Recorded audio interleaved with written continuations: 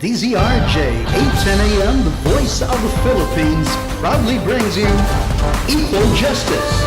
Find out the hottest legal issues of the week and hear the analysis. And now, here are your hosts, Attorney Abel Tolentino. We're making account of what transpires. Attorney Paul Sangalan. Your concern. And Attorney June Quicho. Right, of the country. And many tourist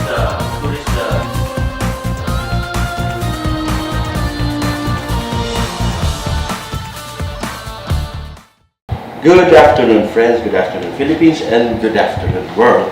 This is your friend, Attorney June Quicho, hosting the Equal Justice Program this afternoon. Unfortunately, our compañeros, Ador Tolentino and Attorney Paul Sangalang, are occupied today with other commitments, so that I am left all alone here in the booth, but no worries, because a friend is coming back to this program, and he will be here so in a few minutes. So that's a surprise for everyone to watch out for. Okay, these past few weeks, these past few Saturdays, we have been talking about the vast devastation caused by Yolanda, and how our communities are coping with this devastation, and also not only that, because we're also talking about the politics that has been hounding these the relief and eventually the rehabilitation efforts of this brought about by this or for the rehabilitation efforts for these calamity hit areas. And of course, the headline there right now is that former Senator Ping Lacson has been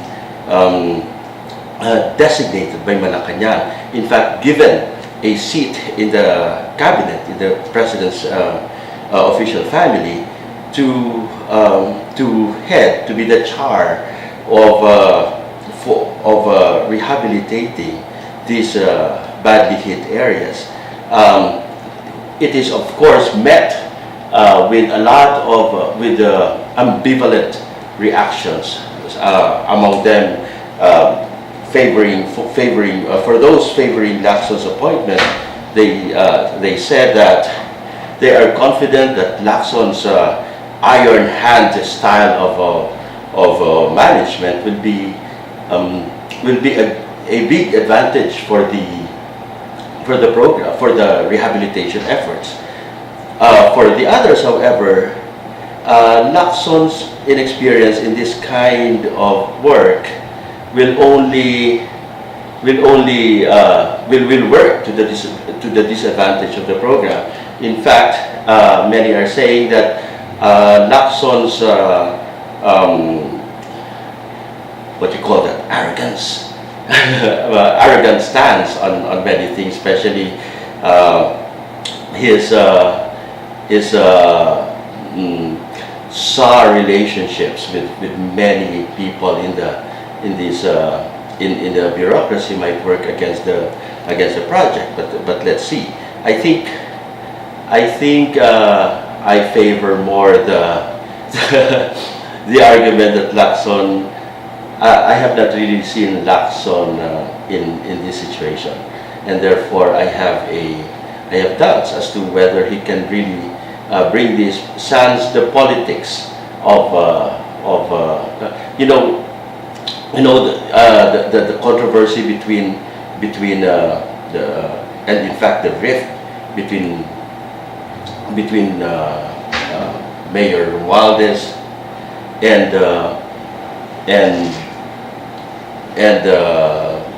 the ILP Secretary Mar Rojas has dragged a lot of scandals in the forefront, and in fact has actually dragged the names of their families, including the political rivalry, the historical political rivalry between the Marcoses slash Romualdeses on the one hand, and the Aquinos on the other hand, which is really bad for situations like this, because we're trying to rehabilitate, we're trying to save our communities, and these communities actually do not care whether you are Aquino or Romualdez, or you're liberal or whatever, or KBL. What they actually need is that they be assisted. I think that's the problem in our society. Everything palaging may politika. At the other, and I mean, politics is really important. I think decisions are made because based on some political considerations. But this kind of politics, the partisan kind of politics, is what is really bad. And I think that especially when you draw the line between who is Marcos and Romualdez and Aquino, in a situation where people are actually in need of immediate assistance, that really in itself is already bad politics. So that's it. And I do not know if Lacson can do that, especially because he has a very long history of partisan politics behind him.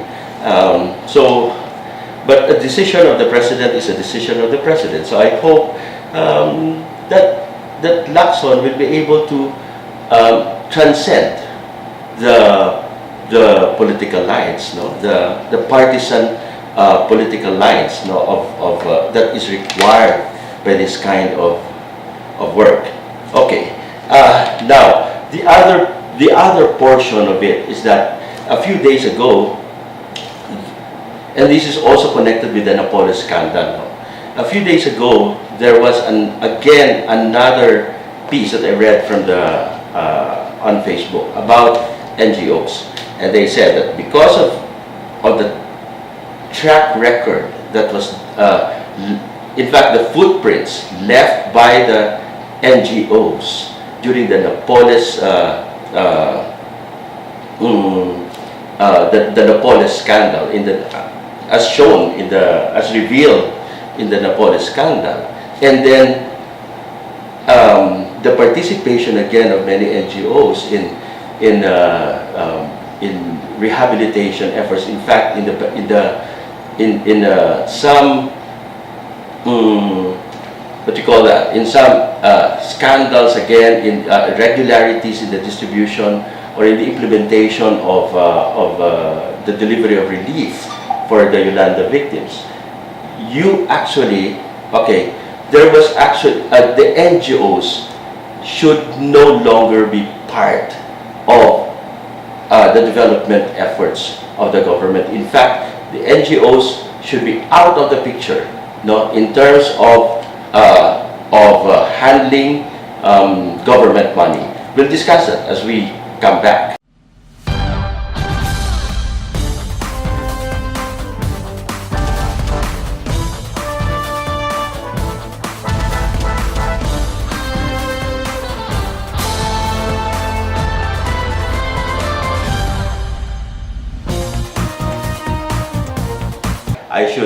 I should greet and welcome back our friend who just arrived this afternoon.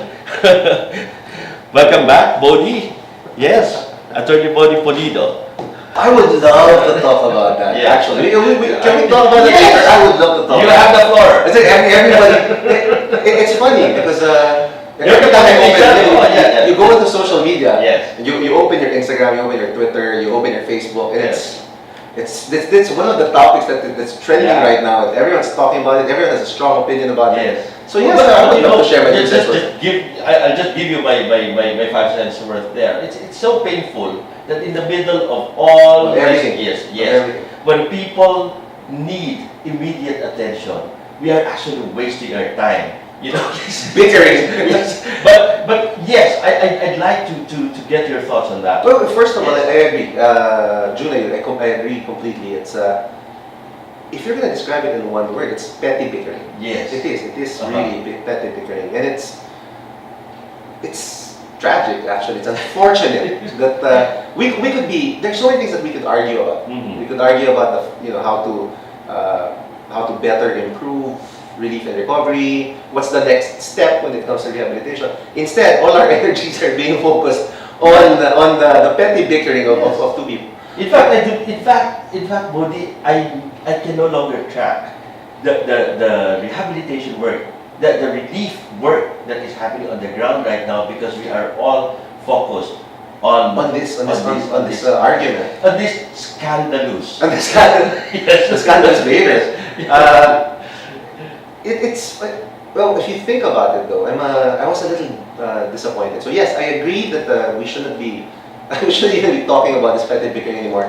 But I would like to share my thoughts on the matter. And in my honest opinion, I think Mar is getting the short end of the stick. I think he's it's unfair in the sense that he's being accused of being politicizing everything. Yes. He's playing politics and so on. And when I was talking to Ador last night, and he said, "Well, maybe you can talk about the Yolanda thing, about what's happening between Mar Rojas and Mayor Romualdez."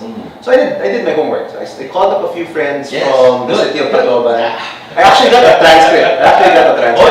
I talked to a friend who was part of the rehabilitation effort. He was there on the day that the typhoon hit. Yes. So he was there every day for 2 weeks. And he was present during the NDRMC meetings, which at the time was presided over by Secretary Mar Rojas. The officials of Tacloban City were there. So I got a blue-by-blue account of what happened. And I would say that after hearing everything, that Mar Rojas got the short end of the stick. Why? According to this friend of mine, and I really can't give his name precisely because he would be getting a lot of flack from the people involved. Okay. Anyway, according to this friend of mine, he said that there were meetings every day. In fact, when it started, the meeting started the first few days. The meetings were at 8 in the morning. So 8 in the morning, we would have meetings, and then the schedule shifted, and later on, the meetings were held I think 4 or 5 in the afternoon, later in the evening. And from day one, Mayor Romualdez was already requesting for several things from the national government. First, he was requesting for the establishment or proclamation of a curfew. He was. And he was asking... Do you need that from the national government? Technically, you don't... The national government, the president, can come in and declare as simple as a curfew to as much as the declaration of martial law. Can the mayor do that? So when he asked Mar Rojas if Mar Rojas could declare a curfew and establish curfew, the answer allegedly of the secretary was to say that, well, remember the police that I have. We have to remember that the police in Tacloban were decimated. Out of 200 plus police officers, there were only about 29 or 20 plus who reported to work. So the first issue really was, how do you enforce a curfew? And in order to enforce a curfew, I have to use the policemen that we are bringing in out of Tacloban City, coming from the different areas around Tacloban City. And if they come in, they need some legal basis in order to enforce the curfew. Now, usually, from a local level, when you have a curfew, when you impose a curfew, you need an ordinance. And the ordinance is usually recommended by what's called the Peace and Security Council. That is chaired by the local chief executive. It's chaired by the mayor. When Secretary Rojas brought it up, Mayor Romualdez allegedly said, "Wait a minute, my councilors are nowhere to be found. They haven't reported for it. They're also victims themselves." And at that point, in my opinion, he as mayor should already have taken matters in his own hands, declared the curfew, and have it ratified later on. So that's how it started. The letter was all about, can we impose a curfew? And Secretary Mar asking for, okay, we'll do it de facto. They were already doing it actually, but they can't arrest anybody because they don't have any legal basis to do it. So he told Mayor Romualdez, if you want legal basis to arrest people for violating the curfew, give me some basis, give me a letter, and then we'll use it to ask the president to. And then from there, it evolved into Mayor Romualdez asking for something else, and that was I think it was, according to my source, on the 4th or the 5th day after the typhoon, he was already asking for a formal takeover. That's what Mayor Romualdez was asking for. He was asking for Formal takeover of what? of all functions, of powers and responsibilities. Okay. So he wanted the national government to step in and essentially fill up his role, take up his duties and responsibilities. In other words, he was admitting that he could no longer function. The LGU could no longer function. And by that point, the people in the meetings were already exasperated, in the sense that he was asking for this every day. Yeah, he was asking for it every day. And people kept telling him, no need, because we're already doing it. Yes. The DND was already there, the DSWD was already there. There's really no need to declare, to have a formal takeover. But if you insist, if you keep, if you really want this to happen,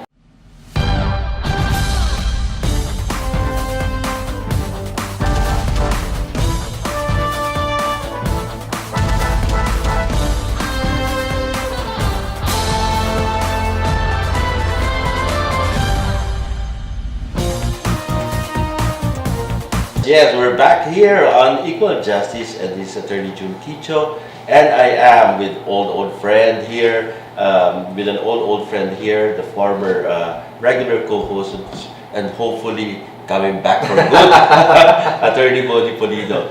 Bodie! With an important lesson regarding traffic, by the way. Yes, I've learned my lesson.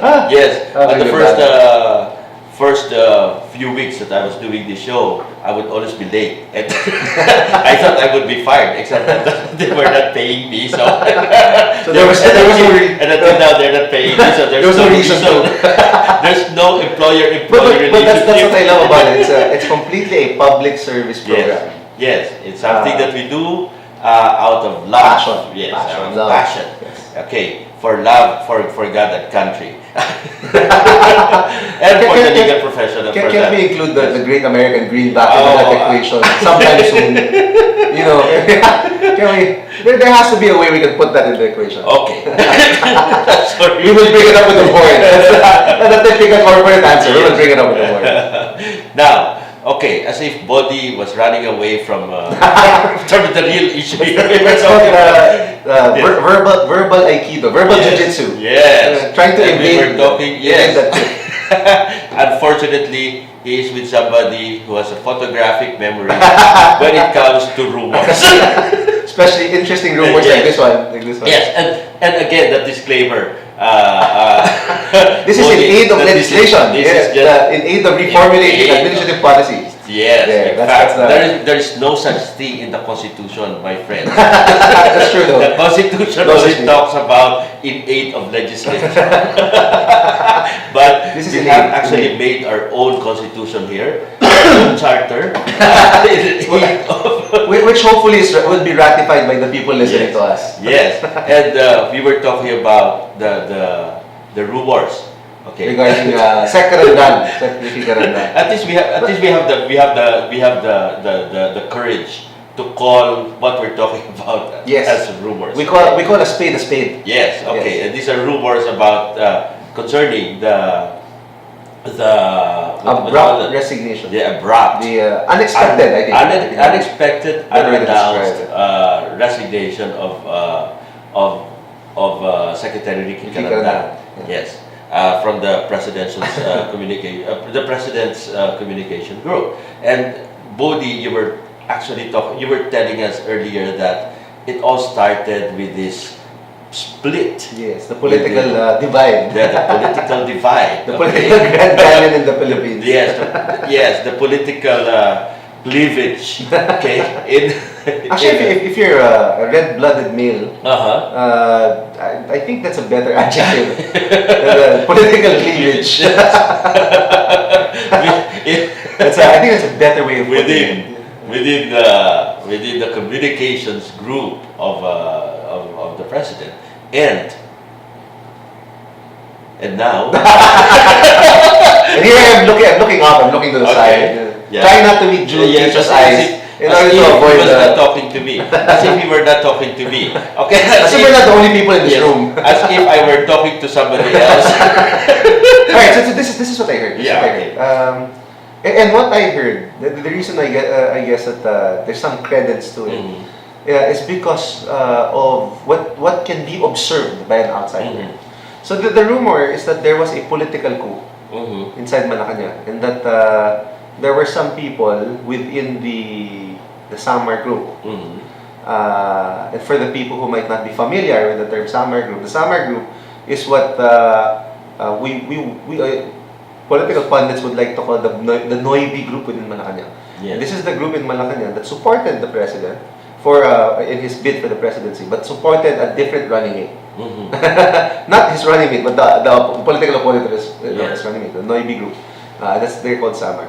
So there's a rumor that there was a coup, in the sense that for the longest time, the communications group in Malacanang were essentially controlled by the Samar group, in the group composed of Lacerda, Valte, and of course Secretary Ganda. Because if I remember right, Valte was with the previous administration as well. I'm not exactly sure about but that. anyway. And then so they've been essentially in charge of the communications group in Malacanang. Anyway, Bodie, Yes. first, when you said that they supported a different running mate, who was that? That was Vice President Binay. Okay. Yes. That's why they're the real winners there. Yeah. so the Balay group, that's Lacerda, Carandang, and Valte, and the Samar group is the one composed of Coloma in the group of the executive secretary. So that's the rumor. I would like to re-emphasize my disclaimer. This is rumors. These are rumors. And we are lawyers talking of rumors. I mean, we are lawyers in aid of legislation. We are lawyers, rumor mongering. Yes. But in aid of not of legislation, but of administrative reformulation. Yes, I like that term. I like that. In aid of administrative reformulation. Okay, so it's really time to go. Yes. And it's really great to see you back. Yes. And you're Thank looking you, good. thank you, You're thank looking you. good. Thank you. Okay, thank you very Having much. me back. Yeah, this has been Attorney June Kicho, This is Atty. Bodie Pulido. and this is Equal Equal Justice.